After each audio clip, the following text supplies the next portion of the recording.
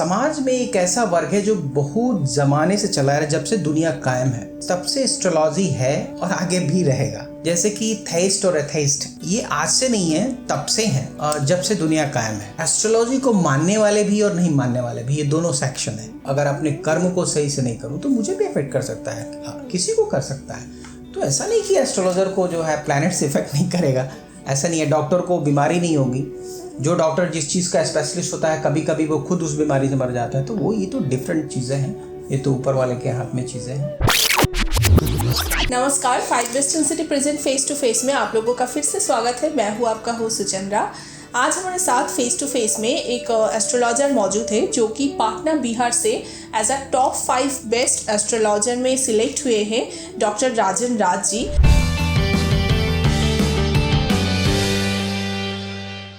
हाल ही में उनको 2022 में the pride of nation award, जिसमें एक्सेलेंस ऑफ एस्ट्रोलॉजी का अवार्ड उनको मिला है, और वो the road and transport minister mister Nitin Gadkari ji से उनको मिला है ये अवार्ड। और नॉट ओनली दैट, इसके साथ साथ इंडिया टुडे में भी द बेस्ट टॉप 10 एस्ट्रोलॉजर में उनका नाम लिया जाता है। तो चलिए मुलाकात करते हैं राजन राज जी से। नमस्कार डॉक्टर राजन राज जी, आपको 5 वेस्टर्न सिटी के स्टूडियो में आपका स्वागत है। और इस एज अ टॉप 5 में आप सिलेक्ट हुए हो, साथ ही साथ इतने सारे अवार्ड्स आपने अचीव किए हो, तो सबके लिए आपको कॉन्ग्रेचुलेशंस। तो कैसा लग रहा है आपकी ये अचीवमेंट को लेकर आपको? देखिए, आपका बहुत बहुत धन्यवाद। बहुत अच्छा लगता है जब कुछ आप लोग बोलते हैं, बट मैं तो अभी भी ज्योतिष एस्ट्रोलॉजी का विद्यार्थी ही महसूस करता हूँ। समाज को कितना दे पाता हूँ ये मायने रखता है, और पब्लिक का अवार्ड ही सबसे बड़ा अवार्ड है। जी हाँ, पब्लिक जितना बेनिफिटेड होती है मुझे लगता है वही ज़्यादा बड़ा अवार्ड है। बाकी चीज़ें तो आनी जानी है, होती रहती हैं। बहुत अच्छा। जैसे कि आप एक एस्ट्रोलॉजर हो, तो थोड़ा सा ब्रीफ में अगर आप कुछ बताते आपके काम के बारे में, आपके बारे में। तो देखिए, मैं बहुत एक छोटे शहर से बिलोंग करता हूँ, सिवान, आपने सुना होगा, बिहार में। अच्छा। वो भारत के प्रथम राष्ट्रपति का जन्मस्थली भी है, और मैं खुद को बहुत सौभाग्यशाली मानता हूँ उस भूमि के लिए। वहाँ से मेरा अपब्रिंगिंग हुआ, और एजुकेशन बाहर जगहों पे होता रहा। ये एजुकेशन के बारे में मैं आपको बोलूँ कि ये आप एक डॉक्टर भी हो, तो मेडिकल डॉक्टर भी हो, तो वहाँ से एस्ट्रोलॉजी में कैसे है, ये जर्नी कैसे हुआ? देखिए, मैंने अल्टरनेटिव मेडिसिन से एमडी किया, फिर उसके बाद से मैंने इसमें एस्ट्रोलॉजी में संजोग ये कहिए कि मैं महर्षि महेश जोगी से मिला, जो कि विश्व के फादर ऑफ ट्रांसडेंटल मेडिटेशन कहे जाते हैं। और उनके संपर्क में आने के बाद चीज़ें बदलनी शुरू हुई, और श्री राम शर्मा आचार्य ने भी मुझे बहुत प्रभावित किया। उनके द्वारा बहुत सारी बातें ऐसी कही गई जो मुझे लगा कि नहीं, समाज को हम क्या दे सकते हैं अपने जरिए। अपने लिए तो सभी लोग जीते हैं, करते हैं। महर्षि जी ने कहा कि आप कुछ भी काम करते हो, आपको 3 ही चीज़ चाहिए जीवन में। चाहे आप IAS बनते हो, IPS बनते हो, नेता बनते हो, मंत्री बनते हो, या एक ब्यूरोक्रेट बनते हो, बिजनेसमैन बनते हो, आप पत्रकार हैं, तो हर व्यक्ति अपने अपने फील्ड से सोसाइटी को कुछ न कुछ दे रहा है। समाज में एक ऐसा वर्ग है जो बहुत ज़माने से चला है, जब से दुनिया कायम है तब से एस्ट्रोलॉजी है और आगे भी रहेगा। जैसे कि थेइस्ट और एथेइस्ट, आपको पता ही होगा कि समाज में 2 क्वालिटी के लोग हैं। ये आज से नहीं है, तब से हैं, जब से दुनिया कायम है। एस्ट्रोलॉजी को मानने वाले भी और नहीं मानने वाले भी, ये दोनों सेक्शन है। जी हाँ। और कुछ लोग क्या करते हैं कि अपना बेस्ट एफर्ट देते हैं, एक्शन करते हैं, और अपना सब कुछ करने के बाद जब उनका कुछ नहीं होता तब वो इधर टर्न करते हैं कि अच्छा चलो थोड़ा सा इसका भी हेल्प ले लिया जाए। और कुछ लोग ऐसे हैं जिनको थोड़ा करके ज़्यादा मिलता है तो वो खुद को क्रेडिट देते हैं कि मैंने किया है। मुझे लगता है ये दोनों ही थ्योरी गलत है। वेद का वाक्य है, हेयम दुखम अनागतम, prevent the danger which has not yet come. तो एस्ट्रोलॉजी ये कहती है कि आप दुनिया के जितने भी साइंस हैं वो भी एक साइंस है, इसका हेल्प ले करके आप अपने जीवन को थोड़ा सा मॉडिफाई कर सकते हैं। जी हाँ। जीवन जीने की कला में थोड़ा परिवर्तन कर सकते हैं। ये एक जिस्ट है एस्ट्रोलॉजी का। एस्ट्रोलॉजी कहा जाए तो जीवन जीने का एक जीपीएस सिस्टम है। एक्शन तो आपको करना ही है, गीता में भगवान कृष्ण ने कहा है। और एस्ट्रोलॉजी की जहाँ तक बात आती है तो मुझे याद आता है गीता के चैप्टर 10 में वर्सेस 21 में जो ज्योतिषाम रविरंशुमान, भगवान कहते हैं कि मैं रवि के द्वारा काल की गणना के लिए जाना जाता हूँ और नक्षत्रणाम अहम शशि। तो जब नक्षत्र की बात गीता में की जाती है तो उसका इम्पैक्ट का बात कैसे नहीं किया जाएगा। ये तो वही हुआ कि हम एक आँख को मानते हैं एक आँख को नहीं मानते हैं। तो लाइफ में जो कुछ भी हो रहा है और हम किसी भी साइंस के जरिए सोसाइटी को अगर थोड़ा हेल्प कर सकते हैं, सपोर्ट कर सकते हैं, तो मुझे लगता है कि वो बेस्ट है। तो मेरी एक छोटी सी प्रयास है, इसमें इंटरेस्ट आता चला गया। अच्छा।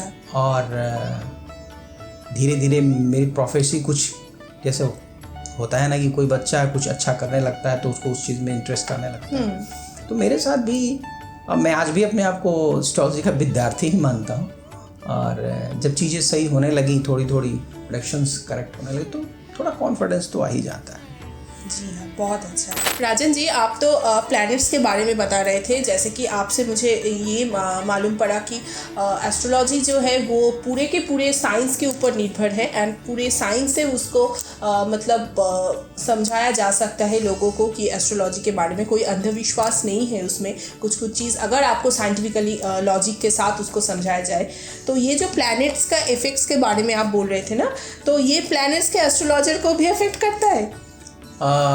एस्ट्रोलॉजर इस दुनिया का कोई अनोखा जीव तो है नहीं, वो भी एक इकाई है, एक यूनिट है जी हाँ। इस यूनिवर्स का।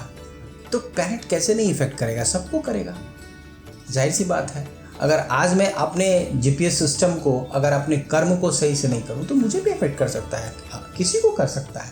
तो ऐसा नहीं कि एस्ट्रोलॉजर को जो है प्लैनेट से इफेक्ट नहीं करेगा, ऐसा नहीं है। डॉक्टर को बीमारी नहीं होगी, जो डॉक्टर जिस चीज़ का स्पेशलिस्ट होता है कभी कभी वो खुद उस बीमारी से मर जाता है। तो वो ये तो डिफरेंट चीज़ें हैं, ये तो ऊपर वाले के हाथ में चीज़ें हैं, इसलिए। और इसके साथ साथ अगर मैं पूछूं कि प्लैनेट्स के अलावा भी क्या कुछ और चीज़ पे एस्ट्रोलॉजी निर्भर है?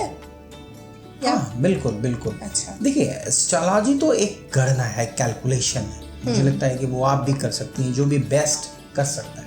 लेकिन साथ में मेरा अपना ये कहना है कि अगर आप थोड़ा सा स्पिरिचुअली इंक्लाइंड हैं तो और ज़्यादा बेटर कर सकते हैं आप इसमें। अच्छा, मैं आप लोगों को एक चीज़ बताना चाहती हूँ, जैसे कि राजन जी नॉट ओनली सिर्फ एस्ट्रोलॉजी के लिए ही वो जाने जाते हैं, इसके साथ साथ बहुत सारे ऐसे प्रेडिक्शंस हैं जो कि इन्होंने किया है और इसके लिए उनको ये बहुत सारे अवार्ड्स मिले हैं, उनको और भी ज़्यादा जाने जाते हैं। जैसे कि एक छोटे से एग्जांपल मैं आप लोगों को दूंगी कि रिसेंटली हाल ही में कुछ 2-3 साल के बीच में जो कुछ हुआ है हम लोगों के साथ, लाइक कोविड-19 का जो वैक्सीन है वो भी लॉन्च होने से पहले इन्होंने बताया था कि वो कब लॉन्च होगा, कैसे होगा, इसका प्रेडिक्शन भी उन्होंने किया था। और ये सब प्रेडिक्शन उनके जो यूट्यूब चैनल है वहाँ पर है। सिर्फ यही नहीं, इसके साथ साथ पाकिस्तान में जो रिसेंटली गवर्नमेंट का डिमोनेटाइजेशन हुआ है उसका प्रेडिक्शन, उसके साथ साथ बिहार में जो नया गवर्नमेंट आया है उसका, T20 वर्ल्ड कप बोल सकते हैं, ये ऐसे बहुत सारे प्रेडिक्शंस हैं जो कि प्राइम मिनिस्टर का, जैसे कि तो इतने बहुत सारे प्रेडिक्शन है जो कि इन्होंने किया है और इसके लिए इनको और भी जाना जाता है। तो चलिए उनसे बात करते हैं कि ये जो प्रेडिक्शंस है आपने किया है, बहुत सारे हैं, तो ये कैसे हुआ, कैसे आप करते हैं ये? जैसे एक डॉक्टर ट्रीटमेंट करता है अपने पेशेंट का, अगर हाँ। वो ईमानदारी से चीज़ों को करता है तो वो चीज़ें निकल के आती हैं, और बाकी तो करने वाला ऊपर वाला है, ईश्वर है। हम लोग तो एक माध्यम है, इस साइंस के जरिए जो कुछ भी थोड़ा सा कर सकते हैं ताकि समाज का क्या भला हो सकता है, सोसाइटी को क्या दे सकते हैं, नेशन को क्या दे सकते हैं, मेरा अप्रोच ये रहता है। अच्छा, तो मैंने जो कुछ भी किया वो यूँ कहिए कि वो ऊपर वाले की कृपा से सत्य हो गया, और मेरा प्रयास, मेरी कोशिश रही। अच्छा डॉक्टर राजन जी, मैं आपसे पूछूंगी कि हम लोगों के आसपास तो बहुत सारे एस्ट्रोलॉजर हैं, तो आपके लोकेशन में भी है बहुत सारे 4-5 बहुत सारे एस्ट्रोलॉजर्स हैं, तो कैसे एक गुड एस्ट्रोलॉजर को ढूंढा जाए? व्हाट इज़ द पैरामीटर्स कि एक अच्छे एस्ट्रोलॉजर्स का क्या क्या पैरामीटर्स होना चाहिए, इसके बारे में आप क्या कहना चाहेंगे? हाँ बिल्कुल, आपने अच्छा सवाल किया। पहले तो मैं बता दूं कि एस्ट्रोलॉजी के वैलिडेशन के बारे में बॉम्बे हाई कोर्ट ने भी इसको वैलिडेट किया है कि एस्ट्रोलॉजी इज ए साइंस, ये तो क्लियर है। अब एक अच्छे एस्ट्रोलॉजर को कैसे जुड़ा है, आपका क्वेश्चन है। हम एक छोटी भी चीज़ खरीदनी होती है तो इतने सारे होमवर्क करते हैं। जी हाँ। आपकी ये ड्रेस खरीदनी हो, एक पेन खरीदना हो, या हमको किसी डॉक्टर्स के पास दिखाना हो, तो हम ये पता करने की कोशिश करते हैं कि बेस्ट डॉक्टर सोसाइटी में कौन सा है या सिटी में कौन सा है। जी हाँ। तो हम उसकी डिग्रीज़ को चेक करते हैं, उसका पीछे का वर्क देखते हैं कि उसने क्या क्या किया है, ये चीज़ें हैं। तो हम एस्ट्रोलॉजी के फील्ड में जब आते हैं तो हम उतना होमवर्क नहीं कर पाते, इसलिए कन्फ्यूज़न क्रिएट होता है। आप जब भी जाएं तो किसी एस्ट्रोलॉजर के लिए बिल्कुल बेहतर तरीके से सर्च करें, उसका बैकग्राउंड खंगालें, उसके रिव्यूज़ को देखें, तब किसी एस्ट्रोलॉजर के पास जाएं। क्यों? क्योंकि एक एस्ट्रोलॉजर के पास आप अपनी पूरी ज़िंदगी देते हैं सामने, एकदम ठीक है, और वो आपको उसके अकॉर्डिंग गाइड कर पाता है। Is not of course is not a god, but of course he is a teacher to guide you. तो एग्जैक्टली आप जब भी जाएं तो बेहतर एस्ट्रोलॉजर के पास जाने की कोशिश करें, वो चाहे वर्ल्ड में, इंडिया में, कहीं भी हो, आप ढूंढ के जाएं। तो थोड़ा होमवर्क कर लें, मुझे तो लगता है कि यही बेस्ट है, इजी अवेलेबल से बेहतर है। हाँ, और यही इसी जगह पे मैं भी बोलना चाहूँगी कि इसी वजह से शायद आजकल देखा जाता है कि एस्ट्रोलॉजी में बहुत सारी यंग जनरेशन है जो कि विश्वास नहीं करते, सोचते कि वो अंधविश्वास है, उन लोगों के मन में मतलब डर पैदा होता है या फिर उतना भरोसा नहीं है। तो ये चीज़ भी आप लोगों ने फेस किया है कि मतलब मॉडर्न जो जनरेशन है वो एस्ट्रोलॉजी में उतना मतलब खास ध्यान नहीं देते, ऐसा कुछ? मेरे साथ तो जस्ट उल्टा है। मेरे पास तो यंग जनरेशन ज़्यादा आती है। अच्छा। और बहुत ज़्यादा सेटिस्फाइड होती है, क्योंकि मैं साइंटिफिक अप्रोच की बात करता हूँ और साइंटिफिकली एस्ट्रोलॉजी को पुटअप करता हूँ, और उनको भी लगता है कि पहली बार इस तरह का अप्रोच सुनने को उनको मिल रहा है। तो जब ऐसा दूसरी जगह नहीं होता है तो उनको कन्फ्यूज़न क्रिएट होता है। तो मेरा ये कहना है कि आज तो बल्कि यंग जनरेशन, वंस आप उसको मोटिवेट कीजिए तो वो बिल्कुल अच्छे से कन्विंस होगी। आप उसको सही गाइडलाइन दीजिए, उनके बारे में सही चीज़ों को आप रखिए, साइंटिफिकली रखिए, तो वो लगेगा कि हाँ क्या। क्योंकि क्या है ना कि कोई भी चीज़ साइंस में जब धूल जम जाती है तो थोड़ा टाइम लगता है उसको रिकवर करने के लिए। जैसे ही आप क्लियर करेंगे चीज़ें सामने परफेक्ट टाइम। एस्ट्रोलॉजी के साथ सबसे बड़ी विडंबना ये है कि लोग एस्ट्रोलॉजी को जादू समझ लेते हैं। सबसे बड़ा प्रॉब्लम का जड़ ये है। Astrology is not A Panacea, एक रामबाण दवा नहीं है। ये जीपीएस सिस्टम है, आपके काम करने का डायरेक्शन देता है। काम आप ही को करना है, एक्शन तो आपको करना ही पड़ेगा। हमको ये समझना पड़ेगा कि हम जो कुछ भी वर्क कर रहे हैं हम उसको और बेस्ट कैसे अप्रोच दे सकते हैं, उसमें एस्ट्रोलॉजी क्या हेल्प कर सकती है। तो लोग क्या करते हैं, हम दो तरीके से आते हैं। एक तो इस तरफ वो लोग आते हैं जो सब कुछ करके थक हार चुके होते हैं, वो लोग आते हैं कि भाई मैंने सब कुछ अपना एफर्ट डाल दिया, सारा सब कुछ अप्लाई कर लिया है उसके बाद। तो एक तो उस कैटेगरी के लोग आते हैं।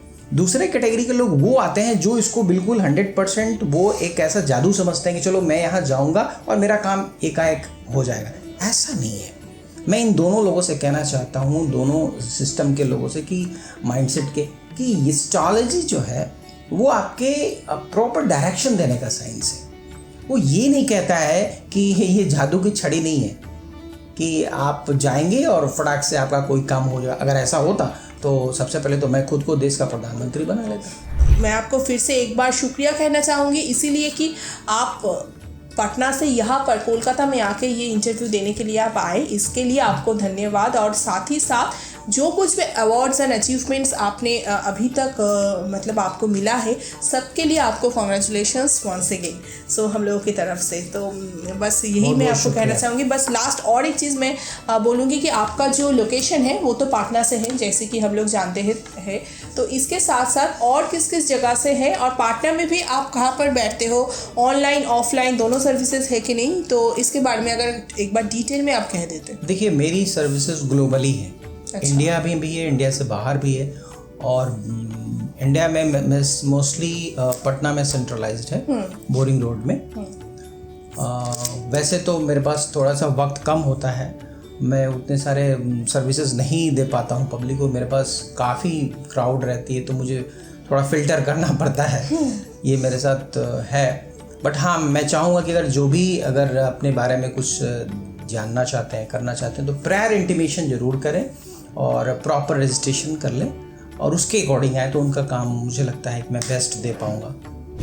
Thank you Rajan ji once again. और ये जो मैं आपको बस यही कहना चाहूँगी कि ये जो आपका प्रेडिक्शन है वो और भी आगे के दिन और भी सारे प्रेडिक्शन आते रहें और आप ऐसे ही मतलब आगे बढ़ते जाएं, तो यही हम लोगों की तरफ से आपके लिए शुभकामनाएं हैं। सो आज का ये इंटरव्यू फेस टू फेस का मैं यहीं पर ख़त्म करूँगी। एंड आप लोगों को कैसा लगा इंटरव्यू आप लोग कमेंट सेक्शन में बता सकते हो। और अगर आप लोग राजन जी से मतलब मुलाकात करना चाहते हैं तो उनका डिस्क्रिप्शन, उनका डिटेल्स, एड्रेस वगैरह, फ़ोन नंबर, सब कुछ कैसे बुकिंग करेंगे, सब कुछ इस इंटरव्यू के डिस्क्रिप्शन में होगा, वहाँ से आप लोग जान सकते हैं उसको। सो आज का ये इंटरव्यू यही था। तब तक के लिए नेक्स्ट दिन किसी से फिर से मुलाकात होगा। तब तक के लिए शुक्रिया। थैंक यू, नमस्कार, बहुत बहुत धन्यवाद।